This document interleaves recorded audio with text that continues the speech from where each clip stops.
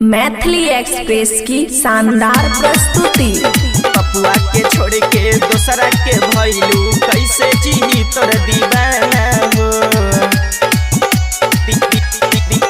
दीवाना हो। चहिया से हमके छोड़लू बबितिया निक नहीं लागेला खाना हो। जहिया से हमके छोड़लू बबितिया निक नहीं लागेला खाना हो। पपुआ के छोड़ के दोसरा के भइलू कैसे जीही तोर दीवाना हो। पपुआ के छोड़ के दोसरा के भइलू कैसे जीही तोर दीवाना हो।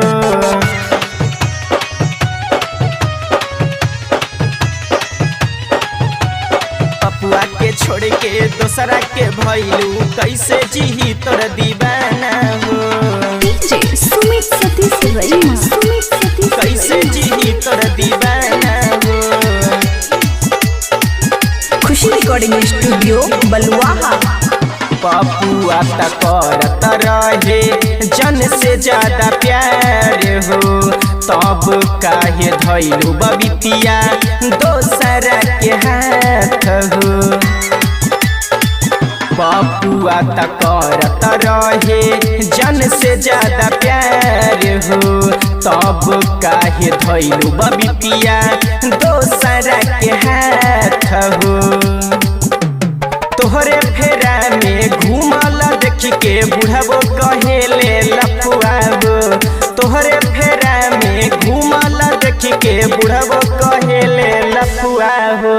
पपुआ के छोड़ के दोसरा के भइलू कैसे जीही तोर दीवाना हो। पपुआ के छोड़ के दोसरा के भइलू कैसे जीही तोर दीवाना हो।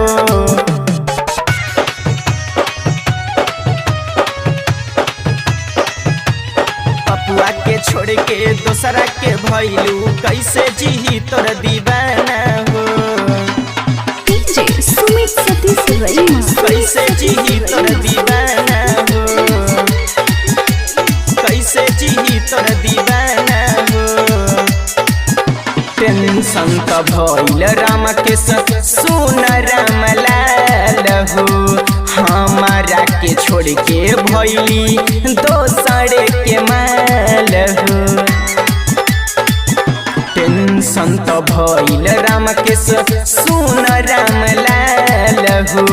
हमारा के छोड़ के भइली दोसरे के माल हो। राहुल सरवन सुनो यार हो, भइल बा प्यार किड़िए कसन हो। राहुल सरवन सुनो यार हो, भइल बा प्यार किड़िए कसन हो। पपुआ के छोड़ के दोसरा के भइलू कैसे जीही तोर दीवाना हो। पपुआ के छोड़ के दोसरा के भइलू कैसे जीही तोर दीवाना हो। जोग हरम जादी। खुशी रिकॉर्डिंग स्टूडियो बलुआहा।